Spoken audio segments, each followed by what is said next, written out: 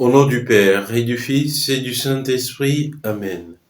Tout donner tout pour te suivre, découvrir tout au fond de nos cœurs, des raisons d'espérer et de vivre, découvrir avec toi le bonheur. Évangile de Jésus-Christ selon saint Luc.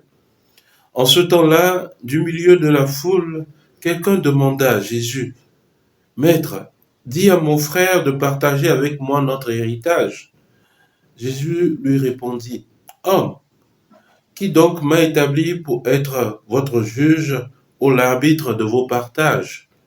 Puis, s'adressant à tous, « Gardez-vous bien de toute avidité, car la vie de quelqu'un, même dans l'abondance, ne dépend pas de ce qu'il possède. » Et il leur dit cette parabole.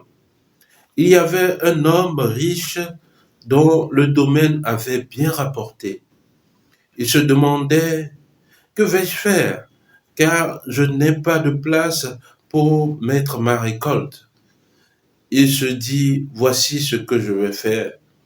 Je vais démolir mes greniers, j'en construirai de plus grands et j'y mettrai tout mon blé et tous mes biens.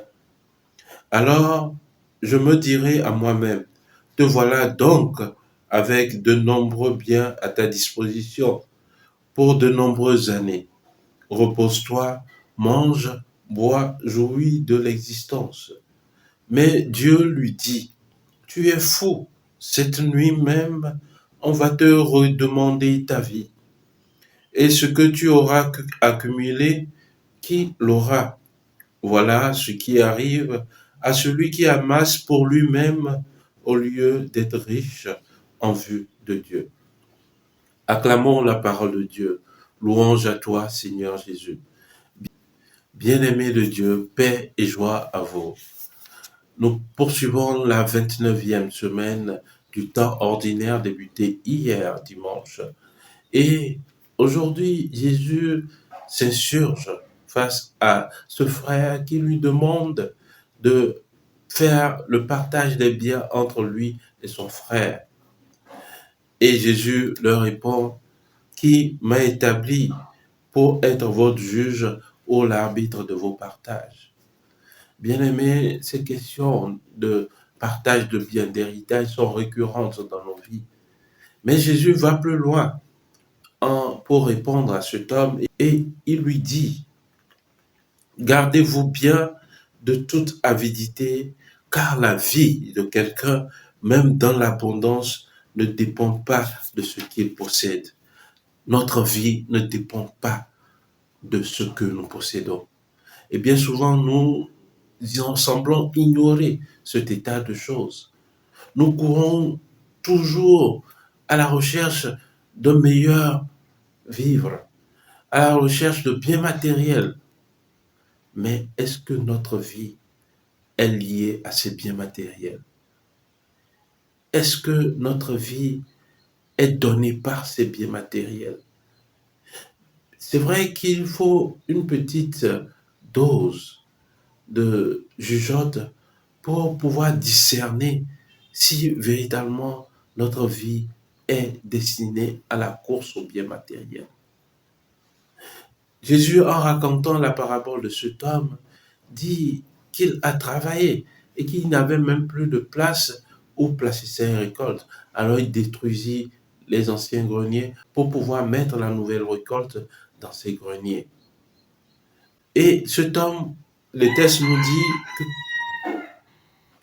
nous dit que cet homme voudrait mettre tout son blé et tous ses biens dans ce grenier. Et c'est là le reproche véritable qu'il faut faire à cet homme. Car en Israël, quand on cultive, il ne fallait pas oublier la part du pauvre.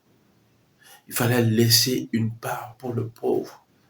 Et, chers frères et sœurs, nous aussi, nous nous évertuons à chercher des biens matériels, à courir pour un mieux vivre. Mais est-ce que nous nous rappelons d'épargner la part du pauvre, de laisser cette part pour que Dieu puisse nous bénir.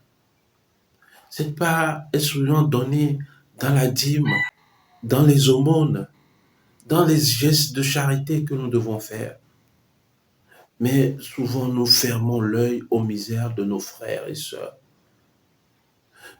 Cet évangile nous interpelle grandement, car Dieu dit, voilà ce qui arrive à celui qui amasse pour lui-même, au lieu d'être riche en vue de Dieu.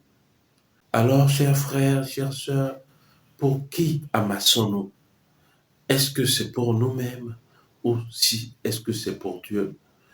Car retenons-le véritablement, le véritable trésor que nous constituerons dans le ciel viendra des pauvres.